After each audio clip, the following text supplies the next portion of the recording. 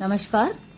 प्रथम वर्ष के द्वितीय प्रश्न पत्र में हम बनाम लॉर्ड कर्जन निबंध पढ़ रहे थे, जिसके अंतर्गत हम इतना पढ़ चुके हैं कि किस प्रकार से बाल मुकुंद गुप्त ने लॉर्ड कर्जन को समझाने के लिए एक कहानी का सहारा लिया है, जिसके अंतर्गत वो बुलबुले पकड़ने का, जो शिव शंभू है बालक, वो बुलबुले पकड़ने के सपने देखता था और किस प्रकार एक दिन उसको सपना आता है और वो अपनी कल्पना में ऐसा देखता है मानो सारा संसार बुलबुलमय हो गया है और सारा जो उसके घर के सामने का बगीचा है वो पूरा सोने का हो गया है और सब जगह बुलबुले बैठी है और वो जहां से चाहे वहां से बुलबुल पकड़ सकता है, मानो बुलबुल उसके हाथ में ही बैठी हुई है। इस सपने के द्वारा लॉर्ड कर्जन को वो ये समझाना चाह रहे हैं कि आपने भी जो काम किए हैं वो केवल बालक शिव शंभू के स्वप्नों के समान है। इसलिए ये व्याख्या स्थल है जिसे मैं आपको समझा रही हूँ। आपने माय लॉर्ड जब से भारतवर्ष में पधारे हैं बुलबुलों का स्वप्न ही देखा है। यह सचमुच कोई करने के योग्य काम भी किया है? क्वेश्चन मार्क है। खाली अपना ख्याल ही पूरा किया है या यहाँ की प्रजा के लिए भी कुछ कर्तव्य पालन किया? वापस प्रश्न चिन्ह है। एक बार ये बातें बड़ी धीरता से मन में विचारिए। आपकी भारत में स्थिति की अवधि के 5 वर्ष पूरे हो गए हैं। अब यदि आप कुछ दिन रहेंगे तो सूद में मूलधन समाप्त हो चुका है। हिसाब कीजिए, नुमाइशी कामों के सिवा काम की बात आप कौन सी कर चले हैं और भड़कबाजी के सिवा ड्यूटी और कर्तव्य की ओर आपका इस देश में आकर कब ध्यान रहा है? यहाँ भी प्रश्न चिन्ह है। राइटर ये बताना चाह रहे हैं कि लॉर्ड कर्जन के जो 5 साल की जो इनकी नियुक्तियां भारत में की जाती थी वो समाप्त हो चुकी है। अब जब तक कोई दूसरा लॉर्ड आ नहीं जाता है ब्रिटेन से, तब तक उनको और थोड़े समय के लिए इस पद पर रहने की छूट दी गई है। ऐसे समय में भी अगर वो अपने कर्तव्य का पालन नहीं कर रहे हैं तो भारतीय जनता की ओर से या गुप्त जी ने उन पर व्यंग करते हुए ये कहा है कि आपने भी इस प्रकार सपना ही देखा है। आपने भड़कबाजी के सिवा और नुमाइशी यानी मेले या प्रदर्शनियां जो लगती है उसके अलावा आपने कौन सा काम किया है? आगे वो बता रहे हैं, इस बार के बजट की वक्तृता ही आपके कर्तव्य काल की अंतिम वक्तृता थी। मतलब आपने अंतिम बार बजट पढ़ा है। अब आप उसे पढ़िए कि 5 साल में आपने क्या काम किया है। आप बार बार अपने 2 काम गिनाते हैं। वो क्या है? एक विक्टोरिया मेमोरियल हॉल और दूसरा दिल्ली दरबार। अब राइटर ये बता रहा है कि आप विचार कीजिए कि ये काम शो हुए या ड्यूटी। विक्टोरिया मेमोरियल हॉल चंद पेट भरे अमीरों के 1-2 बार देख आने की चीज होगी। उससे दरिद्रों का कुछ दुख घट जाएगा या भारतीय प्रजा की कुछ दशा उन्नत हो जाएगी, ऐसा तो आप भी न समझते होंगे। अर्थात राइटर ये बताना चाह रहा है कि आपने जो विक्टोरिया मेमोरियल बनवाया है वो उस पर टिकट है, टिकट लेके उसको कोई देखने जा सकता है। तो उसमें क्या होगा कि जो अमीर लोग होंगे, पहली बात तो वही वहां जा पाएंगे, दूसरी बात जो अमीर लोग होंगे वही उसको देख पाएंगे, और तीसरी बात यह है कि वो केवल शो है। क्योंकि भारत में उस समय इतनी गरीबी थी, भारत की प्रजा इतनी भारत की जो स्थिति थी वो इतनी दयनीय थी कि राजा का जो कर्तव्य है वो पहले प्रजा की स्थिति सुधारना है, उसके बाद ही वो कोई ऐसे शो के कार्य कर सकता है। इस बात को समझाते हुए गुप्त जी ये बता रहे हैं या ये उनको ये कह रहे हैं कि इससे गरीब जनता का कुछ फायदा होने वाला नहीं है। पहली आवश्यकता किसी देश की ये होती है कि जो प्रजा है उसको रोटी कपड़ा मकान मिले। तो ये तो उच्च वर्ग के लिए आपने बनवा दिया है, बाकी जो निम्न वर्ग की स्थिति है वो आज भी जहां की तहां है। आगे इस निबंध में गुप्त जी ये बता रहे हैं कि दूसरा आप जो गिनाते हैं कि आपने दिल्ली दरबार लगाया, अब उसकी स्थिति क्या है वो ये बता रहे हैं कि वो भी भारतवासियों के लिए बुलबुलों के स्वप्न से ज्यादा कुछ भी नहीं है। कैसे?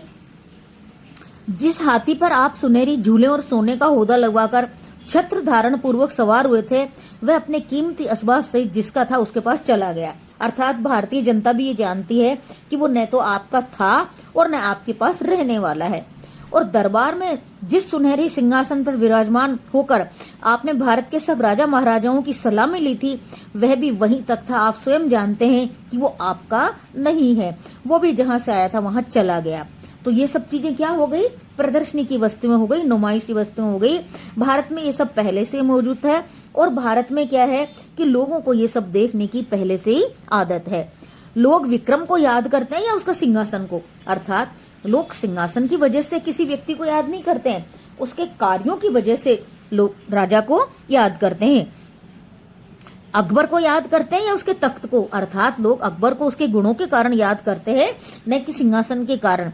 शाहजहां की इज्जत उसके गुणों से थी या तख्ते दाऊद से, अर्थात शाहजहां की भी अगर कोई याद करता है शाहजहां को तो उसके गुणों के कारण करते हैं। बुद्धिमान पुरुष के लिए ये सब बातें विचार करने योग्य है। इसलिए राइटर आगे ये बता रहा है, क्या कह रहे हैं कि ये जितने भी आपने दोनों काम किए हैं वो कैसे हैं कि दरबार समाप्त होते ही दरबार भवन एम्फी थिएटर तोड़कर रख देने की वस्तु हो जाता है, तंबू सब उखाड़ने पड़ते हैं। इसलिए नुमाइश चीजों का परिणाम क्या है, तितलियों जैसा जीवन है कि आज यहाँ उड़ रही है कल कहीं और उड़ जाएगी। तो इसलिए वो ये कह रहे हैं राइटर को कि अब आपका टाइम भी समाप्त हो गया है, तो आपको क्या करना चाहिए कि आपको प्रदर्शनी के स्थान पर अपने कर्तव्य का ख्याल करना चाहिए। जिस पद पर आप आरूढ़ हुए हैं वह आपका मोरूसी नहीं है। मोरूसी मतलब आपका उत्तराधिकार नहीं है। नदी नाव संयोग की भांति, अर्थात सरकार ने आपको यहाँ भेजा और उस पद पर आरूढ़ किया और अब सरकार आपको वापस वहां से बुला भी सकती है। आगे भी ऐसा है कि ये पद बना रहे ऐसा कोई जरूरी नहीं है। इसलिए जितने दिन आपके पास शक्ति है कुछ करने की, राइटर ये कह रहा है कि आपको वो कार्य कर लेना चाहिए। जाने से पहले इस देश के लिए कोई ऐसा काम कर जाए, असली काम कर जाए, क्योंकि अभी आपके पास शक्ति है और इस देश की प्रजा के हृदय में कोई स्मृति मंदिर बना जाए, ऐसी शक्ति आपके पास है। और यदि आप नहीं करेंगे तो आपको कोई याद करने वाला नहीं है। स्मरण रहे, धातु की मूर्तियों के स्मृति चिन्ह से एक दिन किले का मैदान भर जाएगा। महारानी का स्मृति मंदिर मैदान की हवा रोकता था या न रोकता था, पर दूसरों की मूर्तियां इतनी हो जाएगी 50-50 हाथ पर हवा को टकरा कर चलना पड़ेगा। इसका मतलब क्या है कि आप कितने भी महल मूर्तियां ये सब बनवा दो तो वो क्या होगा कि केवल और केवल मूर्तियां कोई स्मृति चिन्ह नहीं है। मूर्तियों से दरिद्र देश का कोई भला होने वाला नहीं है।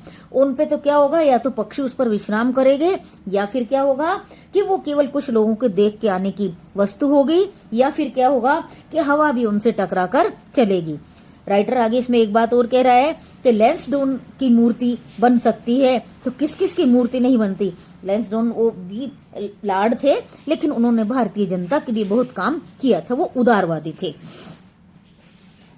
तो वो ये बता रहे हैं कि मूर्ति है तो वो किसकी है, इसमें लॉर्ड रिपन की मूर्ति है। लॉर्ड रिपन ने भारतीयों को बहुत सारे अधिकार दिए थे।